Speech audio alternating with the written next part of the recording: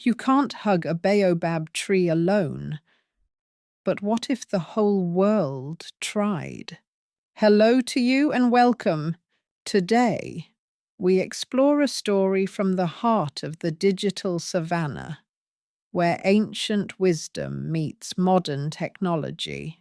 In many African cultures, the baobab tree is a powerful symbol of life, knowledge, and community. Its trunk is so wide that one person cannot wrap their arms around it. To embrace it, people must come together, hand in hand. That simple idea of shared strength and shared understanding is now coming to life in a new way. Not through a tree, but through technology, specifically through artificial intelligence, or AI.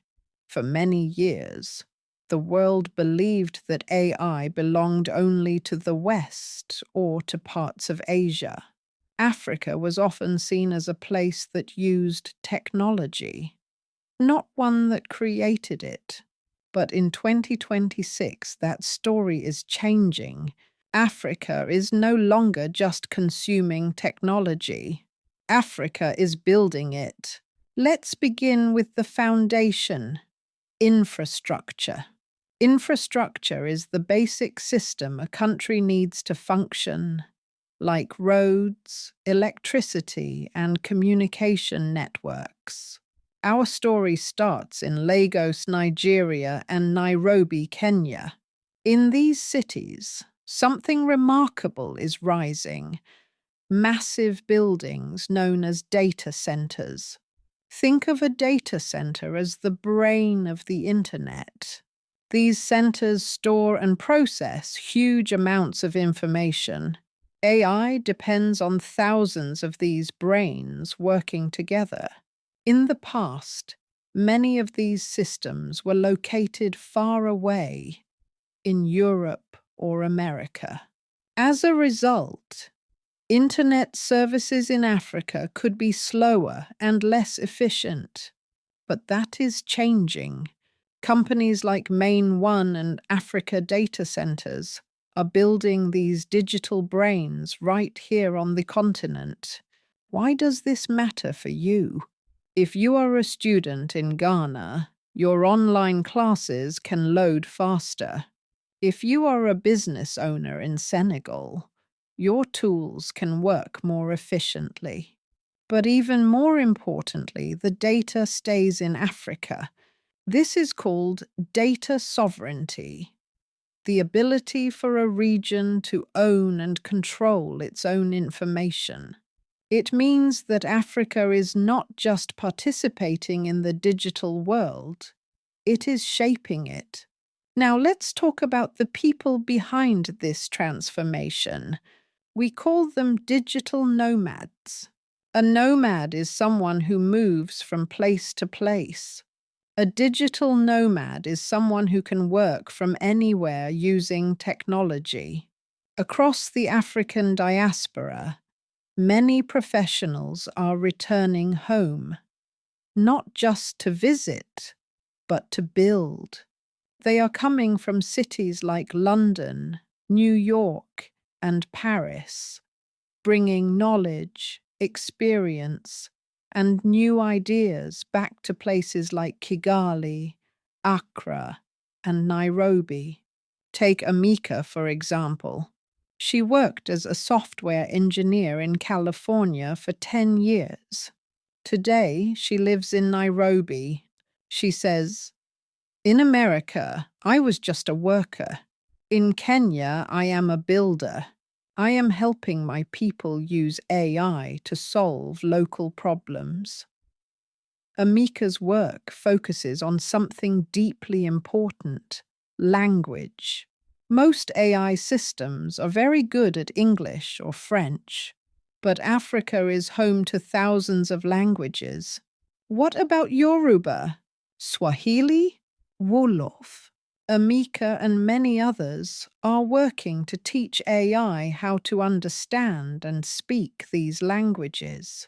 In a way, They are helping the Baobab tree of knowledge grow new branches, branches that reflect African voices. Let's pause for a quick language lesson.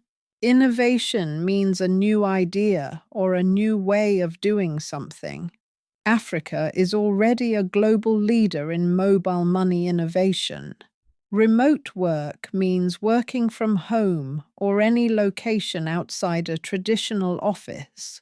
Many digital nomads rely on remote work to stay flexible and connected. Sustainable means something that can continue for a long time without harming the environment. Many new data centers in Africa use solar power, making them more sustainable and aligned with the continent's natural resources. But every story has its challenges. In this case, the challenge is inequality. Inequality is when some people have more access and opportunities than others. This appears in the form of the digital divide. While cities like Lagos and Nairobi are advancing quickly, many rural communities still lack reliable electricity or affordable internet. To truly embrace the Baobab tree, everyone must be included. That is why governments and organizations are working on solutions like satellite internet, technology that can reach even the most remote areas. The goal is simple but powerful. No child should be left behind because they lack a connection. Now, let's turn to you, especially if you are part of the African diaspora. The African Union calls the diaspora the sixth region. You are an important part of this story. Many people in the diaspora are no longer just sending money home for daily needs.